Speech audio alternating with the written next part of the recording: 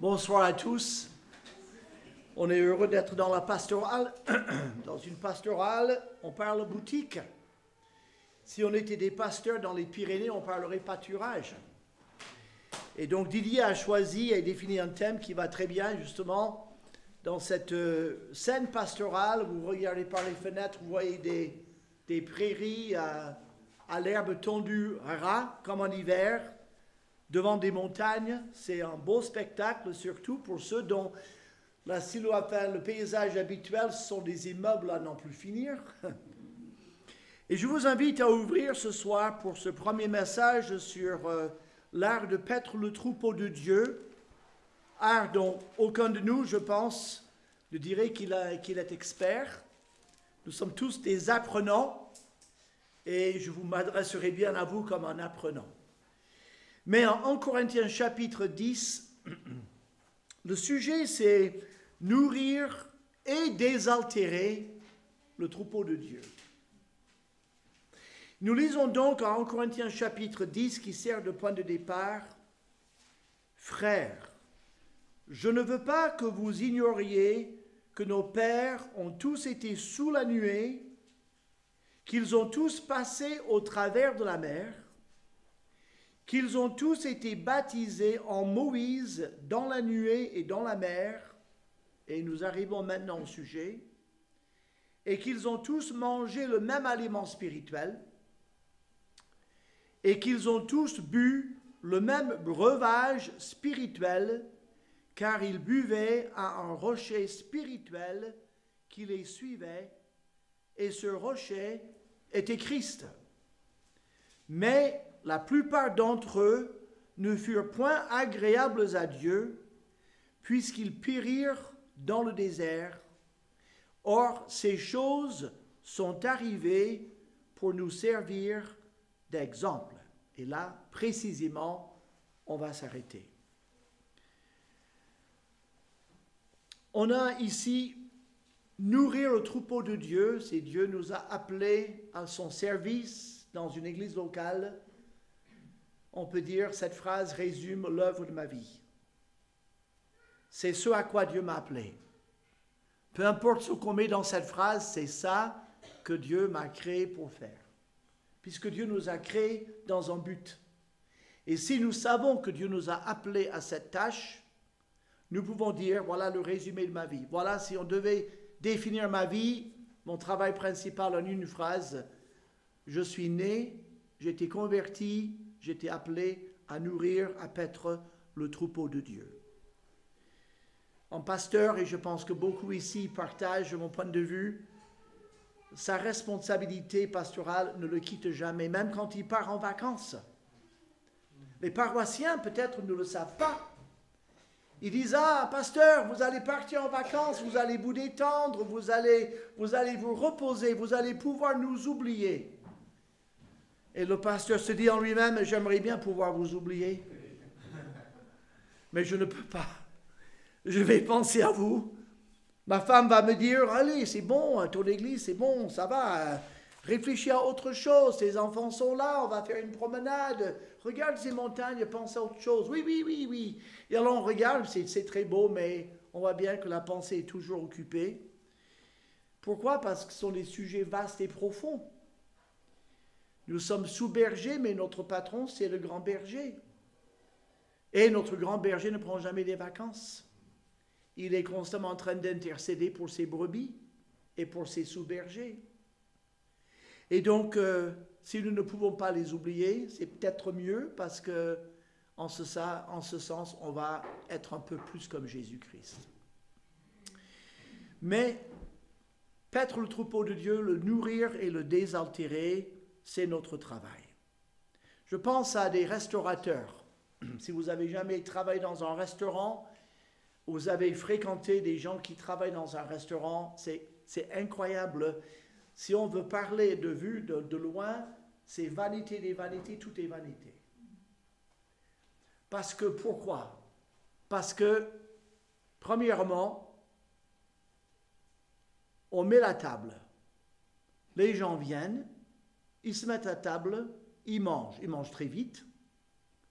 ils terminent, ils s'en vont, on ramasse la vaisselle, on la lave, on la range, on nettoie les tables, on ressort la vaisselle, on recommence tout, et il n'y a aucun fruit pour son travail. Au début, il y a beaucoup de fruits et légumes et beaucoup de viande, à la fin, il n'y a rien. Vous ne voyez pas où est partie l'affaire. Et puis, il faut toujours recommencer 3 fois par jour. Vous lavez, vous mettez, vous lavez, vous mettez, vous mangez, voilà. Et c'est la même chose dans une église. C'est en quelque sorte, on dit des paroles, les gens les reçoivent, les gens les oublient, ils reviennent, on en donne d'autres, il y a 1 ou 2% qui restent, mais on dit... Et c'est pourtant ce à quoi Dieu nous a appelés. Et tout comme, si un cuisinier ne prend pas soin de fournir un délicieux repas, il y aura des remontées rapides de la part des consommateurs. Même si c'est un travail qui va vite, qui se renouvelle, on veut quand même que ce soit bon. Et c'est la même chose pour ceux qui viennent nous écouter exposer la parole. Parlons un peu de cet acte de paître. L'acte de paître, ce n'est pas uniquement propre au Nouveau Testament, on le trouve en Ézéchiel 34. L'Éternel reprend les pasteurs d'Israël. Il les appelle d'ailleurs les pasteurs d'Israël, ses conducteurs spirituels, les sacrificateurs, les gens qui étaient dans l'hiérarchie religieuse autour du tabernacle et qui étaient pour conduire le culte à l'Éternel. Et qu'est-ce que le Seigneur leur dit à ces pasteurs d'Israël? Il dit, vous êtes égoïstes. Ézéchiel 34 vous montre un très mauvais exemple. Il dit, vous êtes indifférents envers les brebis d'Israël. En fait, vous êtes cruels envers ces brebis. Que moi, je les aime, vous montrez de la cruauté à leur égard. Dans sa première épître, Pierre, qui ne fait pas écho, mais qui est un peu en contraste, il dit, mais paissez le troupeau de Dieu qui est sous votre garde, volontairement, non par contrainte. Il dit, faites-le humblement et vous recevrez du Seigneur une couronne spéciale du berger qui a servi fidèlement l'Église. Il montre, pour paître le troupeau, l'apôtre Pierre, il montre en Pierre chapitre 5, faites ce travail avec une certaine motivation. Une motivation d'amour, une motivation de bonne volonté. Faites-le avec joie, ne le faites pas en vous plaignant, ni des brebis, ni du Seigneur. Faites-le avec joie, c'est un ordre. Faites-le avec une bonne attitude, pas pour un gain personnel. Comme on dirait aujourd'hui, un bon père de famille, pensant à l'intérêt général de l'Assemblée. Et donc, on a tous ces concepts, toutes ces attitudes, toutes ces motivations dans le terme pasteur. On a un indice de plus dans le titre pasteur-docteur ou pasteur-enseignant. C'est celui qui paie le troupeau, mais en l'instruisant. En l'instruisant, en le dirigeant par l'enseignement. Et donc, quand on est appelé à cette tâche, et vous qui êtes appelé à cette tâche, vous allez dire, oui, c'est exactement ça. C'est jamais loin de nos pensées. On finit à peine le message du dimanche matin, et très souvent, après un ouf, ça y est, on pense, bon, dimanche prochain, qu'est-ce que je vais leur dire dimanche prochain? Seigneur, qu'est-ce que tu veux que je leur dise dimanche prochain? Nous ne pouvons pas nous affranchir de cette responsabilité de paître. Nous ne pouvons pas l'oublier. Le verbe paître correspond au nom pâturage, paître dans un pâturage. Les pâtures, les brebis pâturent dans un pâturage, ils vont trouver de quoi manger. Le verbe pâturage, si nous étions dans la peau d'une brebis, on dirait le verbe pâturage est bien supérieur au foin sec que le fermier nous oblige à manger en hiver parce qu'il n'y a pas de verbe pâturage dans certaines contrées. Pourquoi? Parce que, avez-vous jamais essayé de manger du foin après avoir mangé une bonne salade de mâche? Le verbe pâturage, il est vert. L'herbe est abondante, elle est nourrissante, elle est fraîche, elle est délicieuse. En Jean 10, Jésus nous donne un indice de où on peut trouver ces verts pâturages. Il leur dit, je suis la porte. Si quelqu'un entre par moi, il trouvera de verts pâturages. Derrière la porte qu'est Jésus, il n'y a pas de foin sec. Il n'y a pas de paille de troisième qualité. C'est des verts pâturages. Où sont les verts pâturages dans la parole? Mais toute la Bible est un vert pâturage. Toute la parole, à condition d'y aller par Jésus-Christ. Et c'est pour ça que certaines fois, nous disons, mais j'ai bien expliqué le texte. J'ai bien insisté sur telle doctrine. Mais j'ai l'impression de n'avoir pas nourri le troupeau. Et hélas, le troupeau a l'impression de n'avoir pas été nourri par moi. Et pourtant, j'ai prêché la parole. Oui, mais est-ce qu'on est passé par Jésus? Est-ce qu'on a élevé la personne de Jésus? Si quelqu'un dit, mais on ne peut pas élever toujours la personne de Jésus dans chaque prédication, essayez donc de le faire. Et vous verrez que les brebis seront nourries. C'est le Seigneur seul qui peut changer des passages secs en verts pâturage. C'est sa personne qui pénètre toute la Bible. Les pages respirent de sa personne. Donc, notre devoir est de présenter Christ en premier lieu, sa personne, son sacrifice, son salut, pour inciter les brebis à passer par lui, non seulement pour le salut, mais chaque jour. Lis ta Bible, prie chaque jour si tu veux grandir, oui, mais lis ta Bible en cherchant Christ si tu veux grandir. Si nous ne passons pas par Jésus, nous ne trouverons jamais de quoi nourrir notre âme, notre propre être intérieur.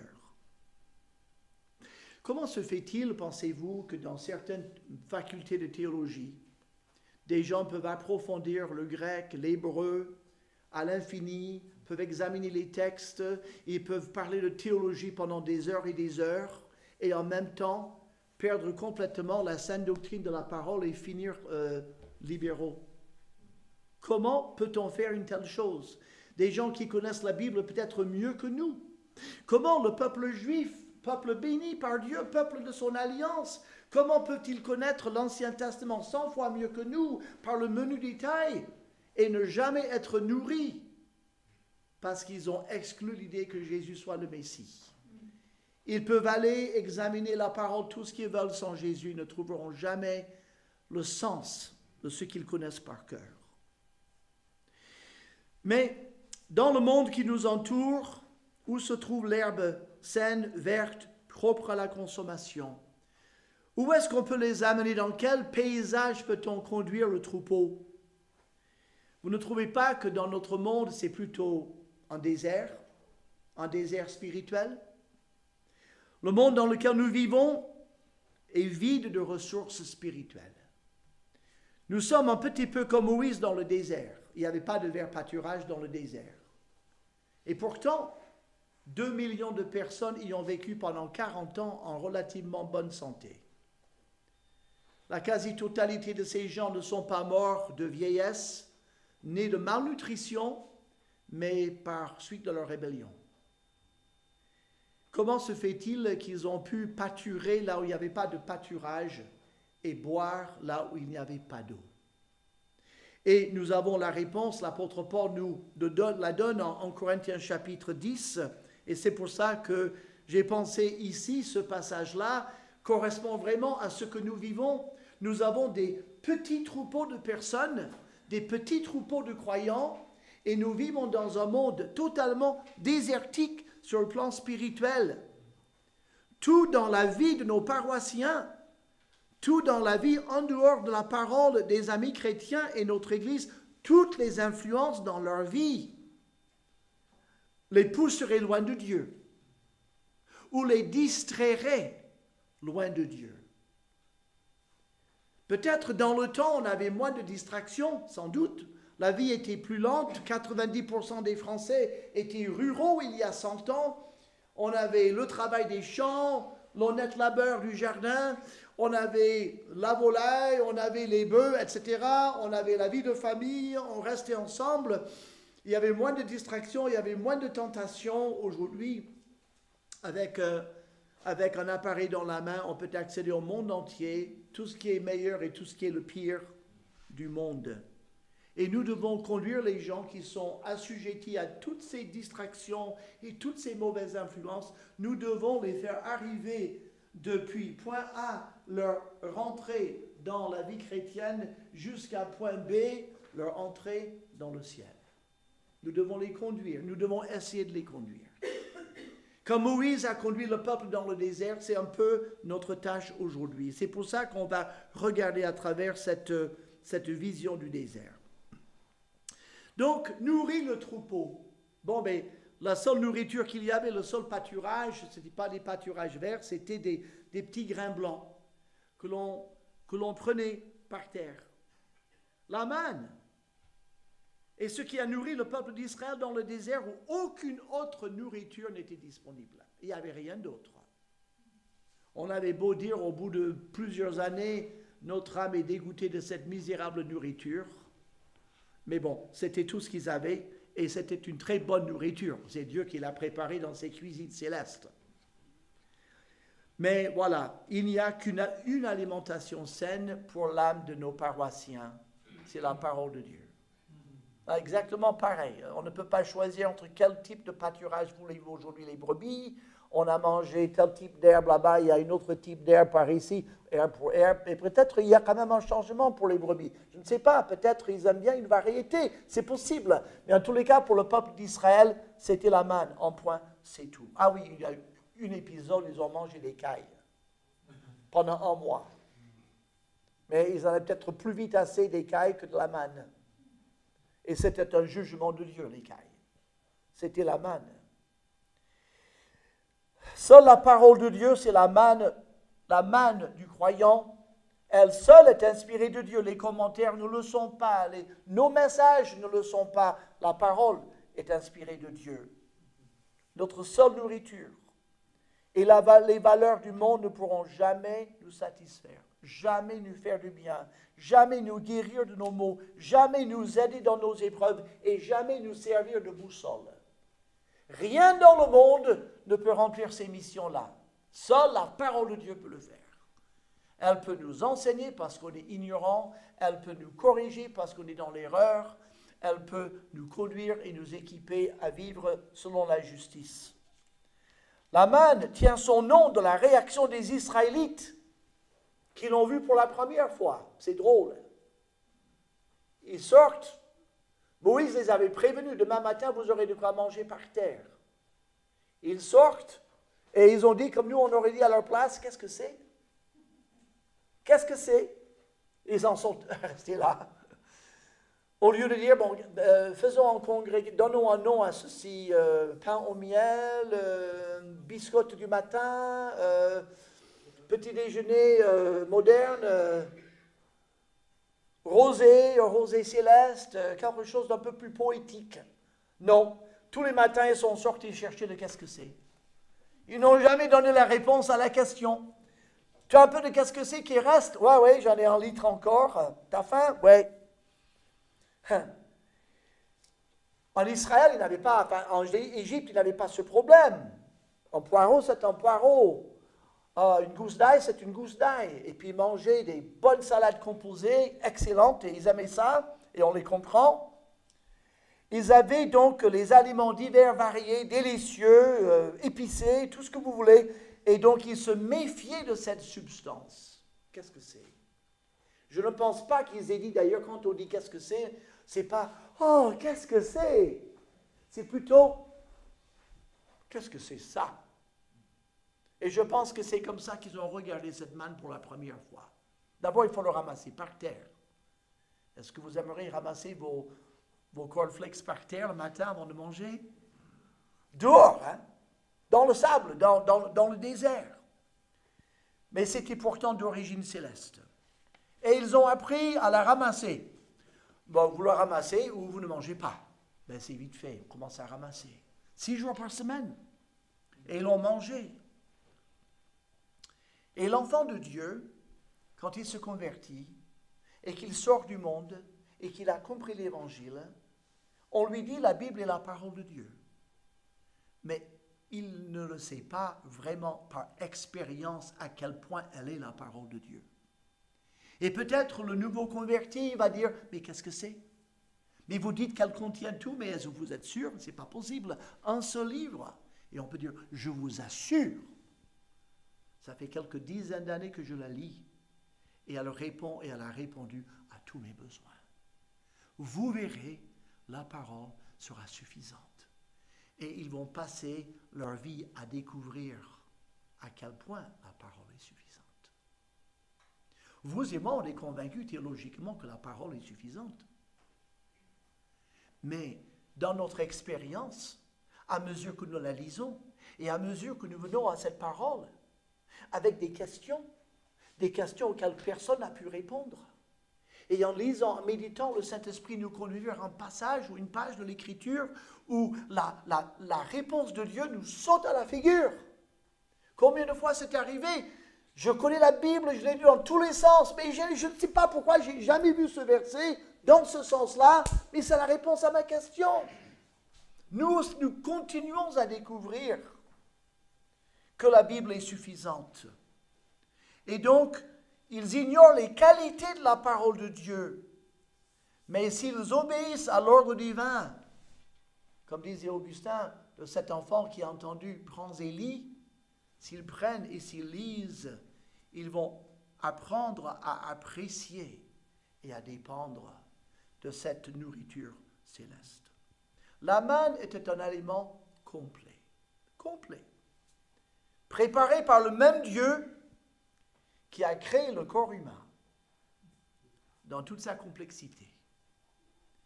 La manne contenait des vitamines, toutes les vitamines nécessaires. Les enzymes, il y avait des protéines, il y avait du fibre, il y avait de la matière grasse. Vous savez, la matière grasse est nécessaire pour nourrir les nerfs. Il y en avait. Et il y avait des calories, bien sûr, tout ce qu'il fallait, et on pourrait continuer pendant longtemps si on faisait venir un nutritionniste, il nous ferait une liste longue comme le bras de tout ce que doit contenir l'alimentation. Ben, tout y était.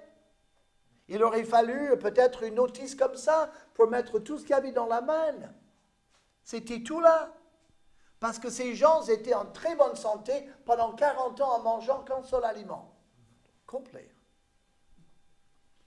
Pendant 40 ans de voyage, et ce n'était pas simplement des petites promenades, défaire la tente, remonter la tente, défaire le tabernacle, remonter le tabernacle, marcher dans le désert avec des chaleurs épouvantables, avoir soif très souvent, 2 millions de personnes, enfants compris, bébés compris.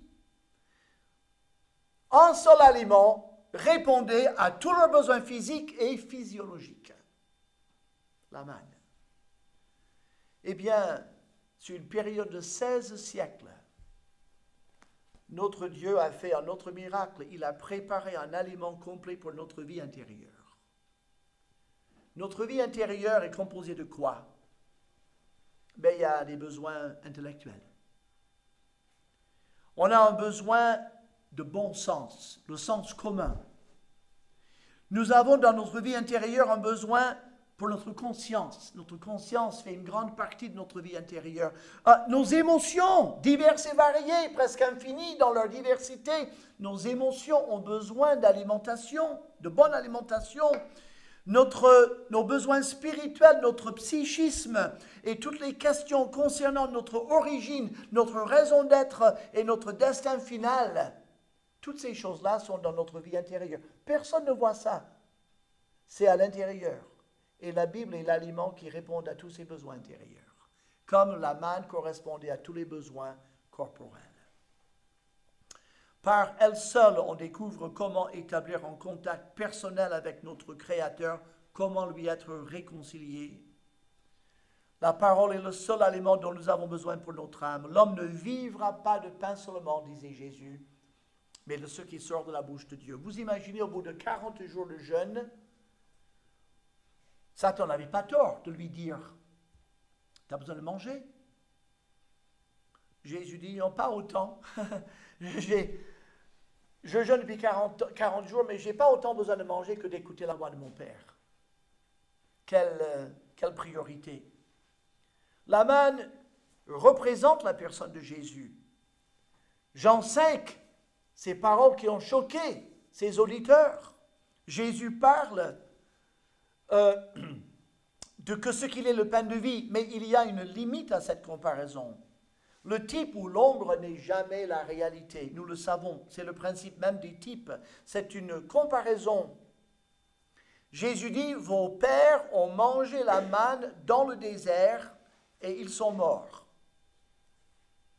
C'est un peu ce que dit l'apôtre Paul aussi. Il dit verset 3, ils ont tous mangé le même aliment spirituel. Et on dit, attendez, quand j'ai vu la dernière fois, ils mangeaient la manne par la bouche. Et Dieu dit, c'est un aliment spirituel. Et ils ont bu de l'eau H2O, de la vraie eau, parce qu'ils avaient soif. Et la Bible dit que c'est une eau spirituelle, le rocher était Christ. Oui, il y a un côté spirituel et un côté physique. Mais leur corps était nourri de cette manne parfaite. Mais de quoi était nourrie leur âme pendant qu'ils étaient dans le désert? De quoi se nourrissait leur âme? Pour beaucoup, hein? Leur âme se nourrissait de rébellion.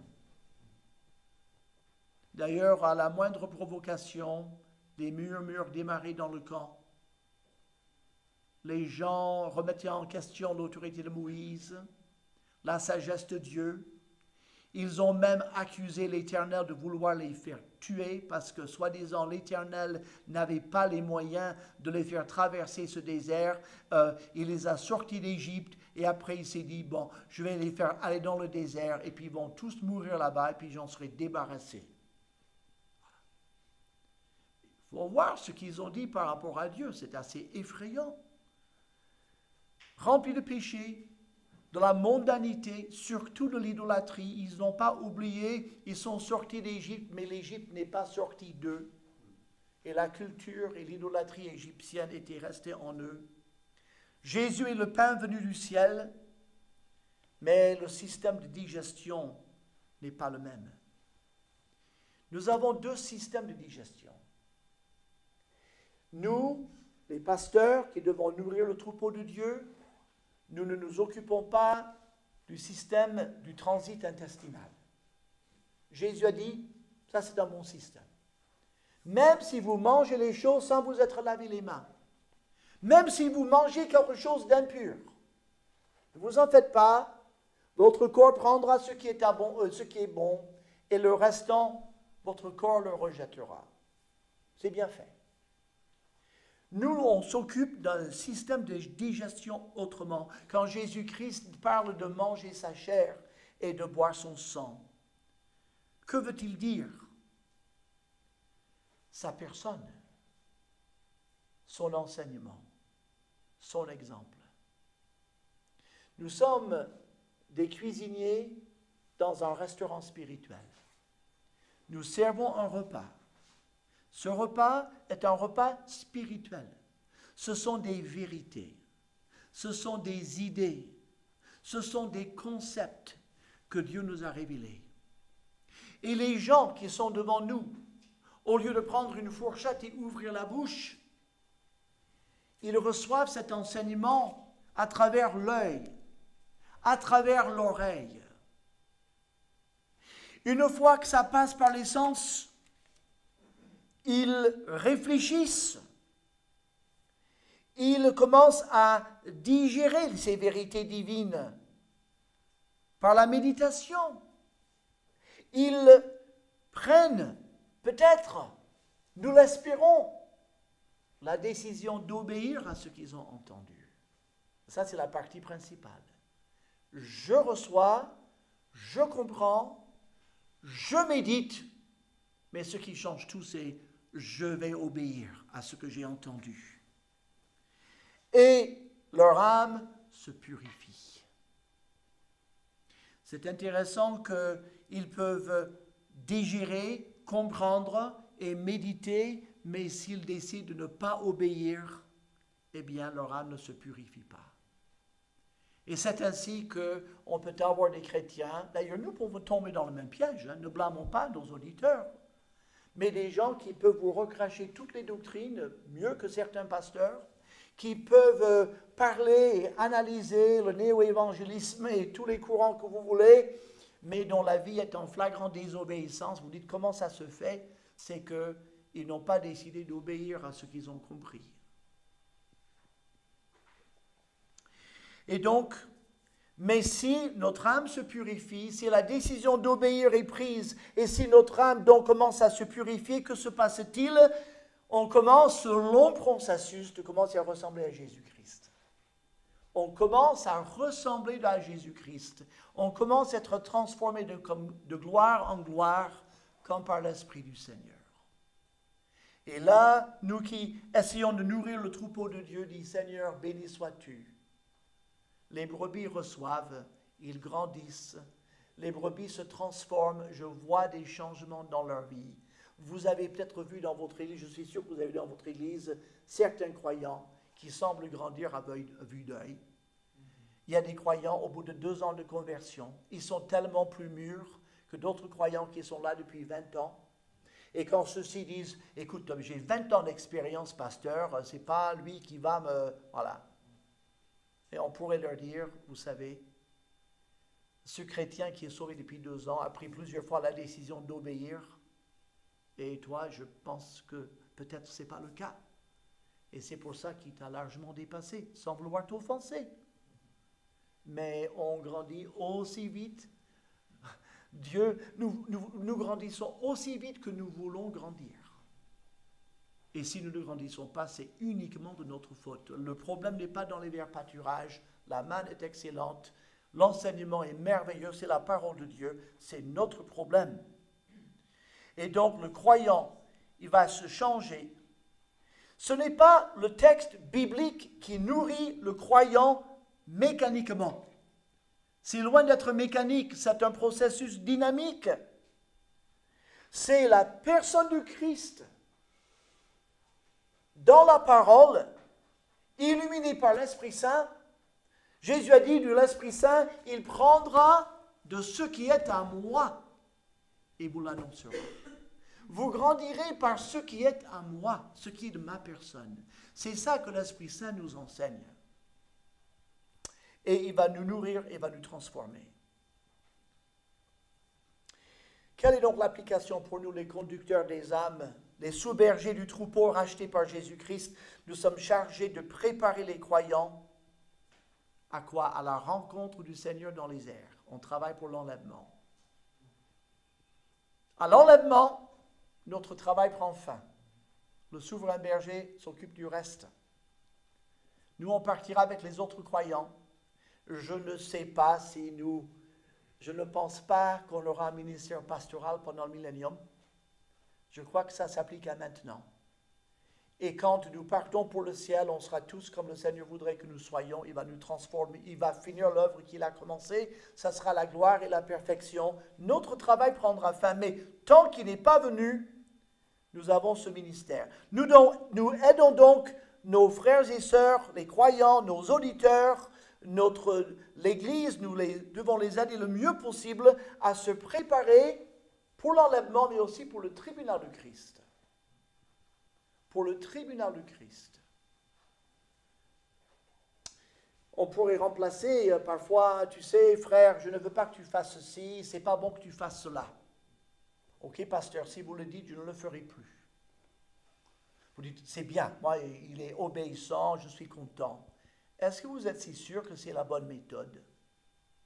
Parce que si par ailleurs on demande à ce croyant, et pourquoi tu as cessé de faire telle chose? Ah, mon pasteur me l'a interdit. Alors moi, j'obéis à mon pasteur parce que c'est mon pasteur et ce qu'il dit, ça vient de Dieu.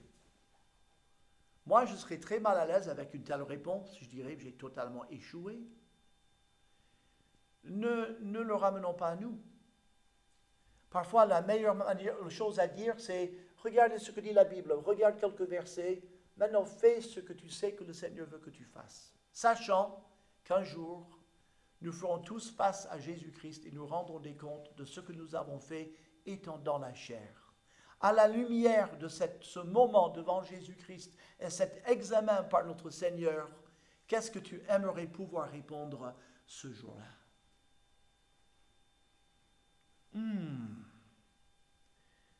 pasteur, j'aurais préféré que vous me donniez une réponse toute faite. Ça me serait plus facile. Ça me fait mal à la tête de penser au tribunal du Christ. Je voudrais que tu me dises ce que je dois faire. Non. Non. Je t'infantiliserai. Ton job, ton destin, c'est d'être un adulte en Jésus-Christ. Et les adultes prennent des décisions par rapport à ce qu'ils savent être bon. Que vas-tu répondre au Seigneur? Et posons-nous la question souvent. D'ailleurs, c'est très bien le tribunal de Christ. Il y a des choses qu'on n'arrive pas à comprendre, n'est-ce pas? Chez les frères, chez d'autres croyants.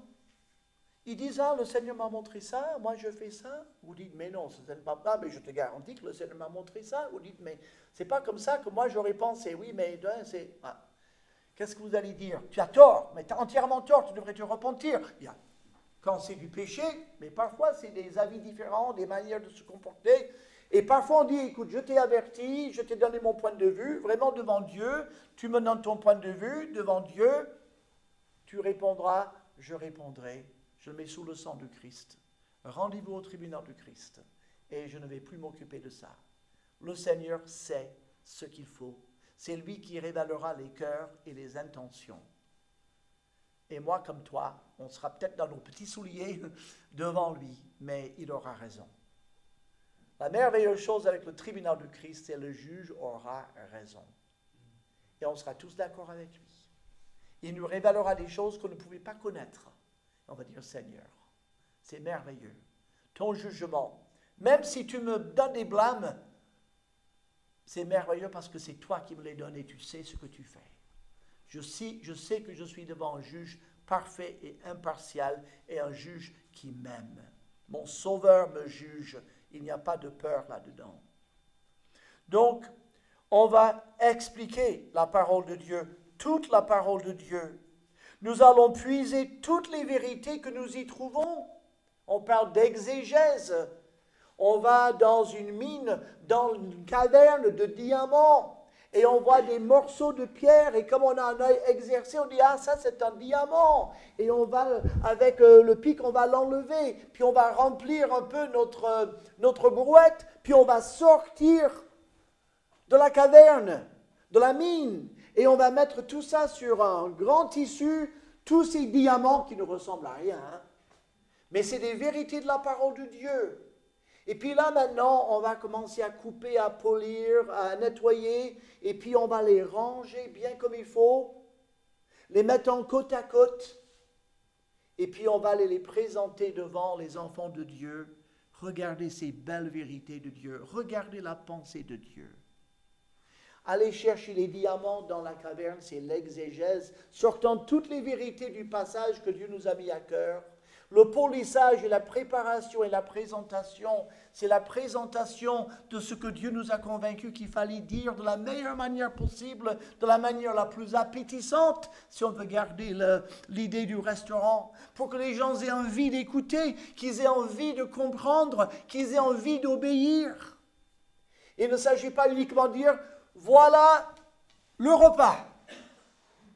J'espère que vous êtes contents. Les gens vous regardent, ça ne donne pas.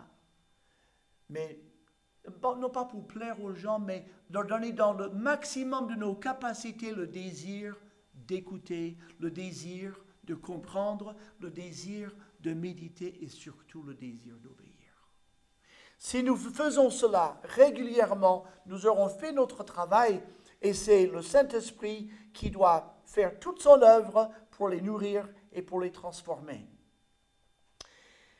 Alors, quand on va nourrir le troupeau de Dieu, on vient devant un pupitre, enfin derrière un pupitre, et les gens sont devant nous, et ils se disent, nous sommes à votre place, monsieur, vous êtes à votre place, et nous avons une autorité spirituelle. Pensons un peu à cette autorité spirituelle. Qu'est-ce que c'est cette autorité? D'où tenons-nous notre autorité spirituelle? En avons-nous d'ailleurs? Oui, je crois qu'il y a 3 choses dans l'autorité spirituelle. Et nous devons peut-être examiner les 3 phases régulièrement. La première phase, c'est la première source de notre autorité spirituelle, on trouve partout dans la Bible, c'est l'appel de Dieu. C'est un appel subjectif, dans ce sens que le sujet reçoit l'appel. Le prophète Jérémie n'a pas été élu prophète de l'Éternel par le Sanhédrin ou par le souverain sacrificateur. Le prophète Jérémie, encore tout jeune, a été appelé prophète par l'Éternel lui-même. Et il est trouvé trop jeune, il a dit au Seigneur, et le Seigneur dit, je ne veux pas entendre tes histoires, ne me dis pas que tu es un enfant, tu es un prophète, je t'ai appelé avant ta naissance, je t'ai établi prophète des nations, et c'est ce que tu vas faire. Et tous ces prophètes, il n'y en a aucun qui a couru pour être le prophète de Dieu, à part Ésaïe. Et parce qu'il a vu la gloire de Dieu. Et que Dieu a purifié ses lèvres. Donc, quand il s'est présenté, il ne faisait qu'obéir à l'appel de Dieu. Mais c'est l'appel que Dieu nous a adressé, c'est intensément personnel. Nous devrions pouvoir en témoigner. Personne n'est obligé de nous croire. Mais c'est cet appel intérieur, subjectif, de Dieu, dans notre âme, dans notre conscience, qui nous garde fidèles quand tout va mal. Quand on dit « je voudrais tout arrêter », c'est trop difficile, c'est trop fatigant, il y a cette voix de Dieu, je t'ai appelé. Tu dois continuer. C'est cet appel-là qui est la colonne vertébrale de notre autorité spirituelle. Mais s'agissant d'une église, parce que nous conduisons un troupeau de chrétiens vers la cité céleste, il y a une deuxième source d'autorité. Cette autorité spirituelle est celle qui nous est accordée par l'Église. Vous imaginez, nous arrivons dans notre Église un jour, et on ne sait pas trop quelle raison, on peut inventer toutes sortes de raisons, et ça arrive trop souvent. Nous sommes là, revêtus de notre appel de Dieu, nous savons que Dieu nous a appelés à son service, et pour une raison étrange, l'Église dans son ensemble ne nous accorde pas le crédit de nous écouter. Nous sommes appelés par Dieu, il n'y a pas de doute là-dessus, mais l'Église n'a pas envie de nous écouter et ne veut pas suivre notre direction. Elle ne veut pas. Il peut y avoir du péché. C'est très intéressant. Là, aux États-Unis, vous avez des dizaines de milliers d'églises et des millions de chrétiens, donc il y a de tout qui se passe. Mais dans nos milieux conservateurs, vous rencontrerez un pasteur qui va dire ça fait 15 ans que je suis ici, ça fait 20 ans que je suis là, 10 ans, 7 ans. Et depuis quelque temps, je ressens que le Seigneur m'appelle à autre chose, à une autre église. Je ne sais pas pourquoi. J'aime mon église, les gens m'aiment, mais je ressens que Dieu m'appelle ailleurs. Est-ce que ça vient de Dieu? Si l'église dit non, mais on veut bien te garder, est-ce que Dieu peut appeler quelqu'un à partir dans une autre paroisse, alors que pour l'église, ça va bien là? Est-ce que Dieu peut? Oui, Dieu peut le faire. Il peut le faire. Il le fait. Parfois, il arrive, c'est plus difficile et plus douloureux, où l'église dit, écoute frère, on t'aime beaucoup, mais et il lui voit lui-même. Il m'écoute gentiment, merci, c'était très bien, mais je n'arrive pas à les mener où que ce soit, ça n'avance pas. Il a perdu l'autorité que l'Église lui accorde. Parce que, quand on conduit, il faut bien que les brebis veuillent bien nous suivre. Et s'ils ne veulent pas nous suivre, alors on a un problème. Et on peut se remettre en question, on peut parler avec les gens ouvertement. Qu'est-ce qui se passe? Et parfois, très souvent, Dieu nous appelle ailleurs ou autre chose. Et il n'y a pas forcément du tout de péché, ni de part ou d'autre. Dieu bouge les gens comme ils veulent. Si tout allait toujours bien, si jamais ces moments de crise, personne ne bougerait. Donc, le Seigneur, au-dessus de ses sous-bergers, de leurs petits troupeaux, le Seigneur est souverain. Et si on a cet appel, et si notre cœur est pur, et si le Seigneur ne montre aucun péché, on peut partir d'une église, aller vers une autre, et Dieu peut bénir, ou le Seigneur peut nous renvoyer de quelque part, tout en ayant sa main sur nous, je destine à autre chose. Imaginez Paul et Barnabas, qu'est-ce qu'ils ont fait de mal pour que le Saint-Esprit dise, c'est par moi, Paul et Barnabas, pour l'œuvre à laquelle je les ai appelés. Ils avaient quand même une belle église, ils étaient 5, ils étaient très unis, ils avaient des réunions de partout, tout le monde enseignait, tous les soirs de la semaine, ça marchait à Antioche, mais c'était merveilleux. Tout le monde aurait vu faire partie du staff pastoral de cette magnifique église d'Antioche. Qu'est-ce que Paul et Barnabas ont fait pour démériter, pour que Dieu les prive de leur beau pastorat, pour les envoyer se faire lapider, etc. Dieu a besoin de missionnaires. Alors, il les a sortis. Dieu peut nous sortir et peut nous mettre n'importe où. C'est important pour le conducteur de dire, je suis au service de Dieu. Je suis au service de Dieu auprès de cette assemblée. Je ne suis pas au service de l'assemblée en priorité. Je suis au service du Seigneur auprès de l'Église. Et si le Seigneur veut m'envoyer ailleurs, je suis prêt. S'il veut me garder là jusqu'à la fin de ma vie, je viens. Je me souviens avoir été pasteur à Toulouse pendant 19 ans et pendant plusieurs années, le Seigneur commençait à me travailler par rapport à un changement de ministère. Mais il y avait tellement de circonstances, je me disais, ce n'est pas que je ne l'aimais pas, j'avais l'impression que Dieu voulait que je fasse autre chose. J'ai dit, mais je ne pourrai jamais quitter cet endroit. Je ne pourrai jamais quitter. Je crois que Dieu me tient là et j'étais content, mais je disais, je ne peux pas changer. Il fallait que 5 choses changent pour que je puisse entamer un autre ministère que Dieu a mis à cœur 10 ans auparavant. Et en l'espace de 3 ans, les 5 choses ont changé. Et le Seigneur a... Voilà. Mais, donc, c'est pas... Souvent, Dieu va nous montrer des choses des années avant qui nous appellent à ça. Mais il faut toujours être sensible. Nous sommes essentiellement à son service. Et donc, l'autorité spirituelle de la parole, ça veut dire que dans la mesure où nous expliquons la parole, dans la mesure où la parole est clairement expliquée et appliquée, les gens, ils obéissent à la parole. Ce n'est pas notre autorité personnelle. Les gens peuvent dire, écoute, s'ils sont très très honnêtes avec nous et un peu bruts de décoffrage, écoute, pasteur, je te connais bien, hein, sans vouloir t'offenser, tu as quand même des défauts. Hein? Oui, mais encore. Mais alors, ce message ce matin, Dieu m'a parlé. Dieu m'a parlé. Merci. On ne va pas rentrer en disant, oh, j'ai fait un super message. Non.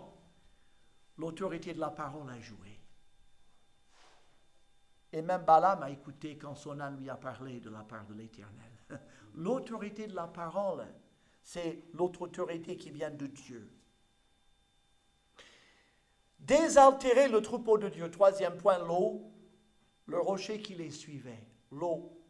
Alors, vous avez réfléchi, vous avez vu le titre comme moi, nourrir et désaltérer le troupeau de Dieu.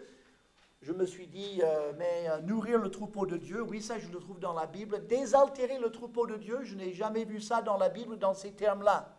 Et pourtant, si on mange, il faut boire aussi. Donc, ça a du bon sens. Mais cette eau, on pense à l'eau, psaume 23, il me conduit près des eaux paisibles. Ézéchiel 34, verset 18, toujours les mauvais pasteurs. L'Éternel leur dit, vous amenez mon peuple d'Israël à l'eau, et puis vous entrez et vous remuez la vase là au fond du ruisseau pour que ce soit boueuse, et après vous dites aux brebis de boire, et vous les obligez à boire cette eau boueuse. Alors que si vous aviez gardé vos pieds dehors, elles auraient pu boire l'eau claire. Méchants bergers, de l'eau polluée. Et donc, on voit par ces 2 mentions que les eaux doivent être claires et calmes. Claires et calmes. Nous restons dans le désert avec le peuple d'Israël à 2 reprises. Le rocher d'Horeb a envoyé un torrent d'eau en plein désert pour abreuver des centaines de milliers d'Israélites ainsi que tout leur bétail.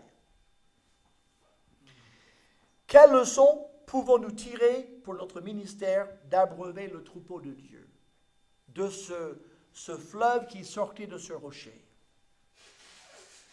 D'abord, nous devons enseigner le peuple de Dieu que par l'Esprit de Dieu nous avons été abreuvés.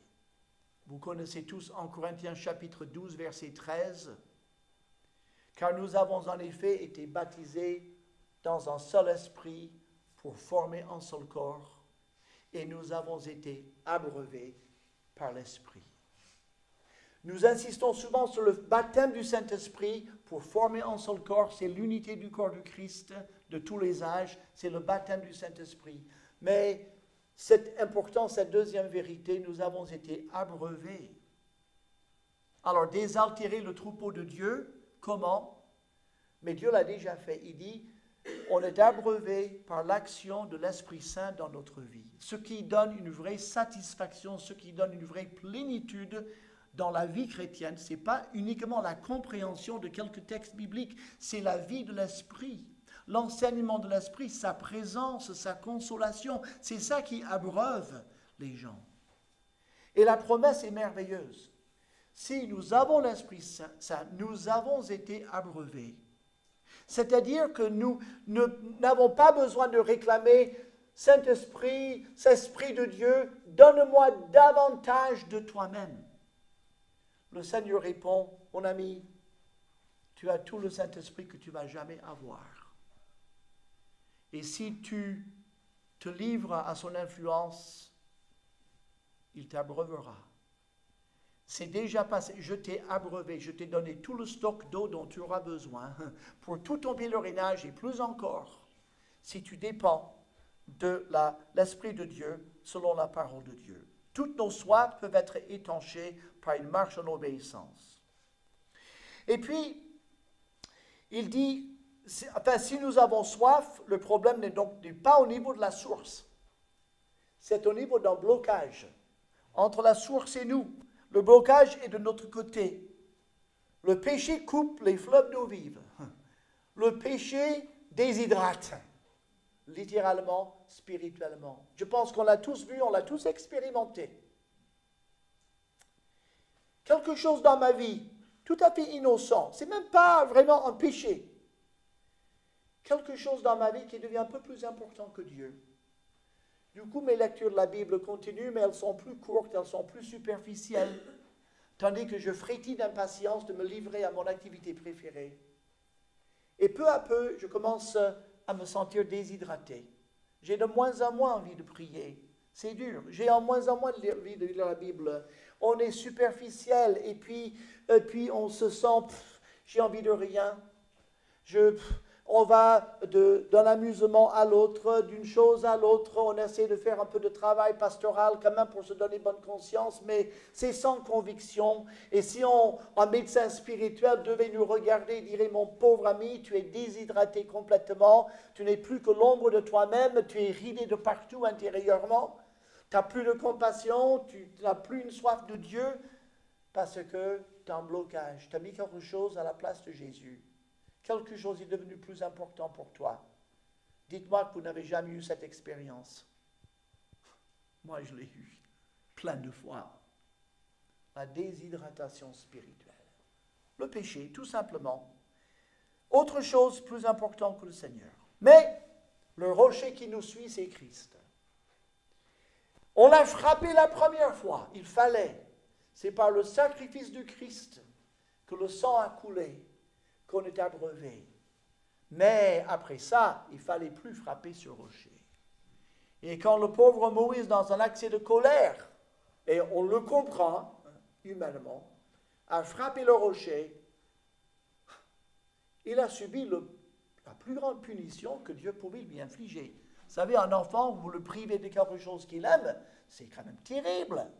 Mais priver Moïse d'entrer dans le pays promis, après qu'il a passé 40 ans dans la partie mauvaise, dans la partie qu'il n'aurait jamais voulu avoir, il a passé le tiers de sa vie dans ce désert avec ces gens misérables, et il se disait, au moins, je pourrais voir le pays promis, et ça va me compenser de toutes les souffrances. Eh bien non, tu n'iras pas. Et le Seigneur, mais s'il te plaît, mais ne me parle plus de cette affaire, c'est fini, tu es sanctionné. Mais qu'est-ce qu'il a fait de si terrible? Les types, c'est important. Hein? Dieu voulait montrer le rocher est frappé une seule fois. Si le rocher était frappé une fois pour vous et moi, pour avoir le torrent d'eau tout ce qu'il faut faire au rocher, c'est lui parler. Tout ce qu'il faut pour désaltérer, c'est parler à Jésus. Seigneur, j'ai soif.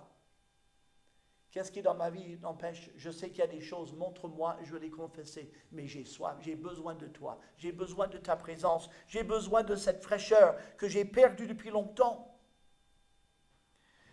Et donc, est-ce qu'on aura des courants d'eau? Ah oui, on aura des courants d'eau. On aura tellement de courants d'eau qu'on en aura de reste pour les autres. Il a dit, si quelqu'un croit en moi. C'est quoi croit en moi? Si quelqu'un croit en moi, il sera sauvé. Mais Jésus va plus loin. Après le salut, il y a une vie plus ou moins abondante. Et l'abondance dépend de la manière dont on croit en lui. C'est pas juste je crois qu'il est mon sauveur, c'est beaucoup plus. Je crois qu'il est ma suffisance. Je crois qu'il peut tout et que je ne peux rien. Je crois qu'il est l'alpha et l'oméga. Il est ma raison de vivre. Il a la priorité numéro 1 dans ma vie. Je l'aime par-dessus toute chose. Je ne veux rien faire. Je préfère mourir que de perdre sa bénédiction. Il y a dans l'histoire d'Église un bon nombre d'hommes puissamment utilisés par Dieu, mais qui sont arrivés au point de dire « Je préfère mourir que de vivre un jour de plus sans ta bénédiction. » Et Dieu a honoré. Ça, c'est ça, crois en moi. Si quelqu'un croit en moi, des fleuves d'eau vive couleront de son sein, comme dit l'Écriture. Pour abreuver ce peuple, Dieu a envoyé un torrent d'eau. Il n'a pas fourni d'eau en bouteille. En rationnant la quantité, avez-vous jamais bu de l'eau dans un ruisseau de montagne? Quel pourcentage de cette eau avez-vous bu par rapport à l'eau qui est passée? Moins de 0,0001%, n'est-ce pas? Quelques gorgées, il y a une abondance. Il y a une abondance. Et Dieu est infini. On peut boire à l'entrée, il n'y a aucun danger de pénurie. Pour terminer, qu'est-ce que la soif pour un croyant? Qu'est-ce que c'est que d'avoir soif pour un croyant? Comment pouvons-nous désaltérer? Parce que bon, il y a là cette question, le chrétien qui dit « Seigneur, j'ai soif de toi ». Mais quand il s'agit de désaltérer le troupeau, comment peut-on faire? Qu'est-ce qui peut nous aider? Quelle est la partie de notre ministère qui peut les aider à ressentir cette soif pour vouloir étancher cette soif? Pour vouloir boire. On ne parle pas de manger, mais on parle de boire ici. Le psalmiste avait soif de Dieu. Il dit, comment une biche soupire après des courants d'eau, mon âme a soif de Dieu, du Dieu vivant. Psaume 42. Et dans la suite du psaume, il décrit sa tristesse, son abattement, ses souvenirs des temps meilleurs quand il marchait devant la foule en liesse, devant la maison de Dieu. Il décrit, David, son état intérieur. Il décrit un état émotionnel. Est-ce que vous avez des émotions? Il y a des gens qui sont plus ou moins émotifs. Certains sont très peu émotifs. À l'intérieur, si on pouvait voir le lac, l'étang à l'intérieur, c'est pratiquement toujours calme. Quand il y a une grosse contrariété, ça bouge un peu, mais généralement, c'est très calme. Puis vous avez d'autres gens, c'est la tempête, du matin au soir. Si on était dans une barque, on se renverserait tellement, c'est incroyable les émotions qu'ils ont. Mais tout le monde a des émotions, tout le monde a une vie intérieure. David n'était pas le plus calme, il y avait des choses qui se passaient en lui. Et donc cette soif exprime un désir intense d'intimité avec Dieu et d'être rassuré par lui. David avait besoin d'être rassuré. En psaume 32, David parle de son déshydratation spirituelle suite à son péché avec Bathsheba. Il dit, ma vigueur n'était plus que sécheresse comme celle de l'été. Je t'ai fait connaître mon péché, je n'ai pas caché mon iniquité. Donc, en croyant peut-être en proie à un stress, à des difficultés, comme dans le psaume 42, il peut être en proie à un péché qu'il n'a pas confessé. Psaume 32, ça donne la soif. Donc, c'est un état intérieur né d'un sentiment de tristesse ou même de désespoir d'avoir été abandonné par Dieu, ou alors une puissante conviction de péché qui dessèche l'âme du croyant pour l'amener à la repentance et le pardon, la soif du chrétien. Comment pouvons-nous assumer notre rôle de désaltérer les âmes de ceux que le Seigneur nous a confiés? Si la manne représente la personne du Christ et son enseignement, la doctrine, son exemple, eh bien, l'eau représente ce besoin d'intimité avec le Seigneur. Sa proximité, son réconfort, son pardon. Le croyant a besoin d'eau. Il a besoin de messages, de méditation, de conseils, de visites, d'accompagnement dans les domaines les plus personnels de sa vie. Là, vraiment, on fait le travail du berger, accompagnement des individus. Comment pouvons-nous désaltérer notre troupeau? En prêchant régulièrement sur les psaumes, où on trouve cette conversation intime, honnête, émotionnelle avec Dieu. Mais n'importe quel texte de l'Écriture, cherchons la manne, mais aussi l'eau. Après tout repas comprend des mets et une boisson. Désaltérons notre troupeau en nous approchant d'eux individuellement. Soyons accessibles et pleins de compassion pour recueillir leur confidence, leur partage personnel, le témoignage de leur lutte et même de leur chute, sans les juger, sans les condamner, mais en les amenant vers le rocher Christ. Encourageons-les à boire. Montrons que notre Sauveur est plein de compassion. Il est assis sur le trône de la grâce. Et je termine avec ces versets d'Hébreux chapitre 4, « Car nous n'avons pas un souverain sacrificateur qui ne puisse compatir à nos faiblesses. Au contraire, il a été tenté comme nous en toutes choses, sans commettre de péché. Approchons-nous donc avec assurance du trône de la grâce afin d'obtenir miséricorde et de trouver grâce pour être secourus dans nos besoins. » Amen. Notre Dieu, bénis ta parole à nos cœurs. Aide-nous à être de ces bergers. Rends-nous sensibles si nous avons la tendance à l'insensibilité. Rends-nous plus rigoureux si nous sommes sujets au laisser-aller.